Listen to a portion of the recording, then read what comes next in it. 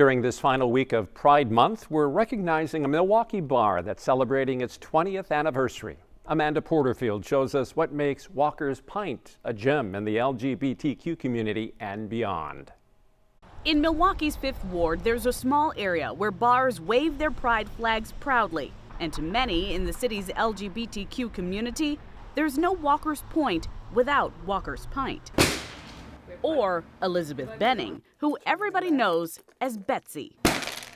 I love my bar. I love my bar. I love making people happy. I love throwing events. On the walls of Walker's Pint are signs, pictures, and inside jokes collected throughout the 20 years Betsy has owned it. It's a women's or lesbian bar that she says is open to everybody. All the gay bars, the straight bars in this neighborhood, we throw events together. We support each other when we need to, and I think that's really helpful. I'm glad that my bar, it's open to everybody, because if I relied solely on just women coming out, I might not make it. Everybody being involved helped us get to where we are. But that's not the case for other lesbian bars across the country.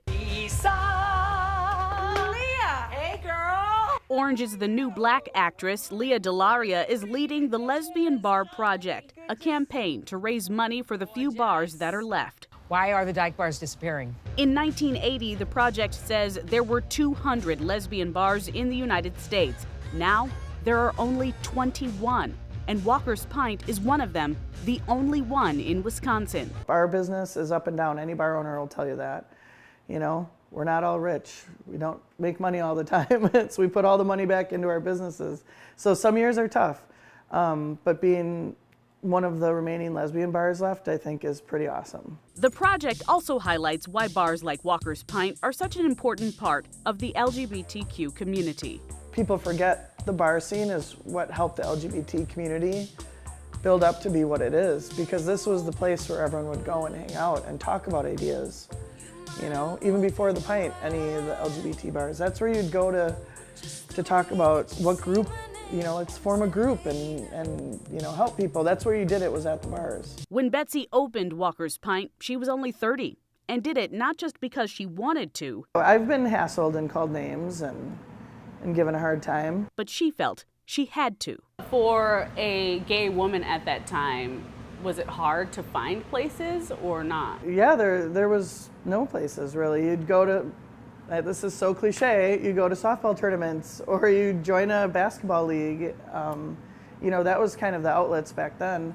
And that's another reason why I wanted to have a space like this, so that, you know, you could be out socially with the big windows and not have to hide in these dark little places anymore. So that's what I wanted to open up and provide that space for other women in Milwaukee. Women like Christina Gibbons, or Tater, who's been working here for 17 years, and Rosie Casada, who's worked the door for 5. I have worked for a lot of really good people, but nothing compares to like what Betsy does for the community, for the staff, for like everything involved. It's hard to find. We are a tight group and we love everybody, even our regulars that come in. It's just a big family here. We take care of each other. While Walker's Pint has impacted thousands of other women's lives, it's made a huge impression on Betsy's too. I came out later in life. It was in my early 20s. She says telling her parents was one of the hardest things she had to do. I psyched myself out thinking they were gonna be so upset, and they weren't. It felt like the biggest weight off my shoulders. I was like, oh, I don't care what anyone thinks now. So that was nice. But I was very fortunate. There's so many people that, you know, they say those words and they're kicked out of their house. I think I get emotional because my first girlfriend, we dated for about 3 years. And during that time, I pushed so many people away.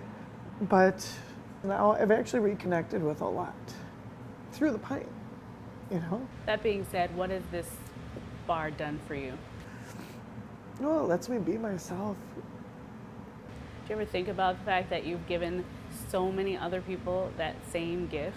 I hope so. And now they're giving back even more. During COVID, she and her wife started a nonprofit called Forward Please to help women and youth in marginalized communities.